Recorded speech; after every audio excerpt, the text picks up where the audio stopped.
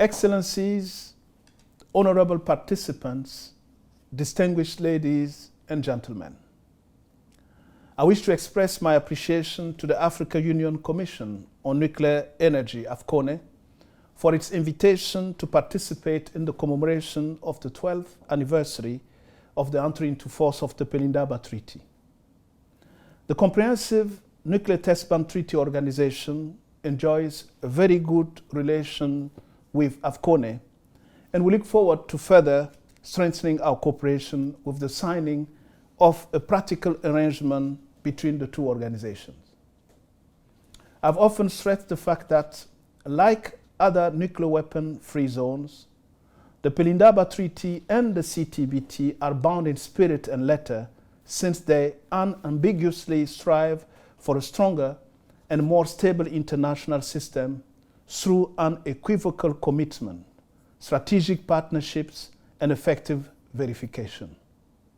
In addition, the Pelindaba Treaty and the CTBT were born the same year, in 1996, and with originally the same motive, stopping nuclear testing.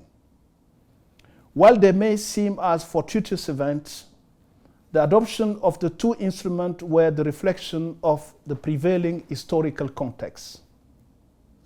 Talking about context, the beginning of the 21st century has been particularly challenging, with serious tension among international actors, which are a reflection of mistrust and misunderstanding.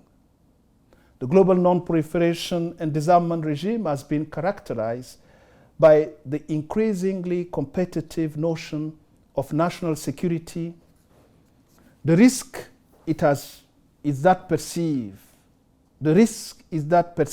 and I stress perceive, short-term gain may be favored over more strategic global long-term benefits. What is needed in such time is utmost unity of purpose of the international community to restore trust backed by an effectively verifiable regime. This is exactly what we all have in common, and why we are here today to stress the importance of the Pelindaba Treaty. When it entered into force on July 15, 2009, the Pelindaba did not only ban nuclear weapons in Africa, it also turned the whole southern hemisphere into a nuclear weapon-free zone and showed that African countries have a strong interest in nuclear disarmament and non-proliferation and total elimination of all weapons of mass destruction. Contrary to the commonly shared perception, and despite other competing concerns, armed conflict, political instability, outbreaks of violence, proliferation of small arms and light weapons, etc. Africa's commitment to nuclear disarmament and non-proliferation is unequivocal and has been expressed in various occasions, regional and international instruments and fora. This is reflected by the large number of African states that are parties to the international instruments such as the Non-Proliferation Treaty, the CTBT, the Biological and Toxin Weapon Convention, and the Chemical Weapon Convention.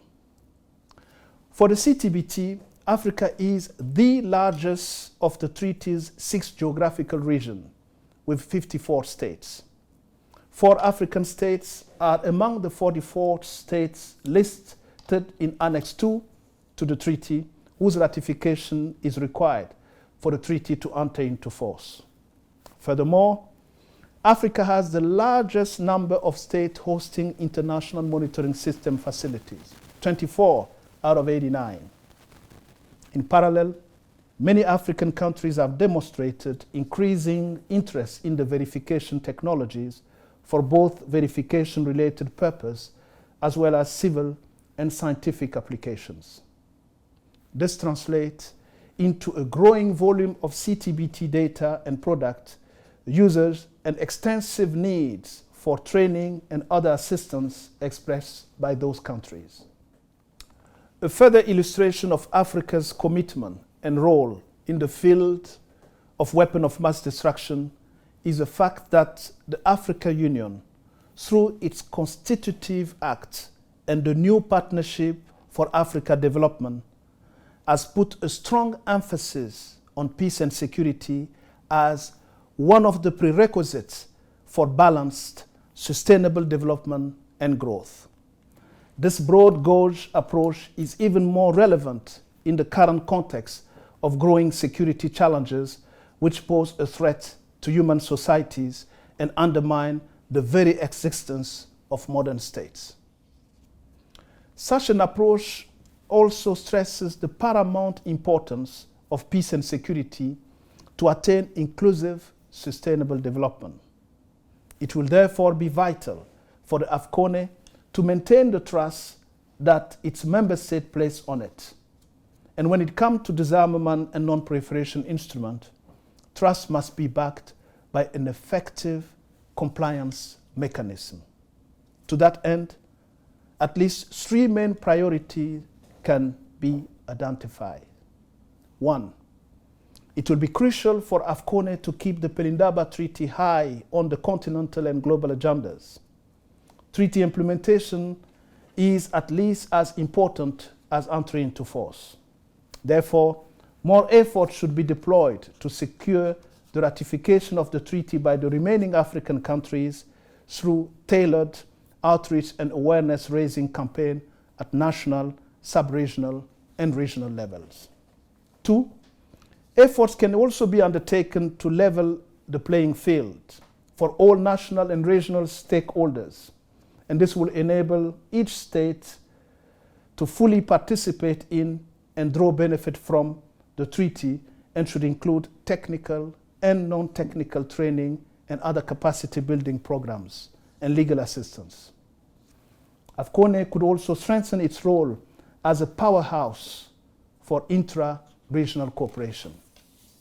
3, broadening and strengthening its cooperation with other international institutions and regional, national actors can help build robust coalitions. In order to mobilize public opinion in support of nuclear disarmament and non-proliferation, significant efforts through educational and awareness-raising initiatives are needed to engage with parliamentarians, regional economic communities, scientists, academia, key civil society organizations, youth, and the media. Coalition building at the international level is crucial for creating more visibility and implementing the Pelindaba Treaty, which goes with a certain number of obligations that require a heavy and complex infrastructure. I'm really pleased to announce that the practical arrangement for the cooperation between the CTBTO and AFCONE has just been signed. By establishing this legal framework, we have enhanced cooperation between the two organizations.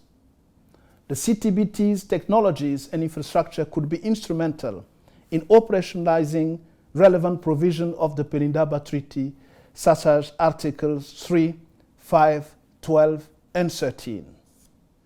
To conclude, let's stress that regional and global nuclear disarmament and non-proliferation efforts face 2 key challenges. Positive challenges inherent in geopolitical contexts, and normative challenges linked to the difficulties encountered by the international community to advance peace and security agendas. To a large extent, the same situation applies to AFCONE.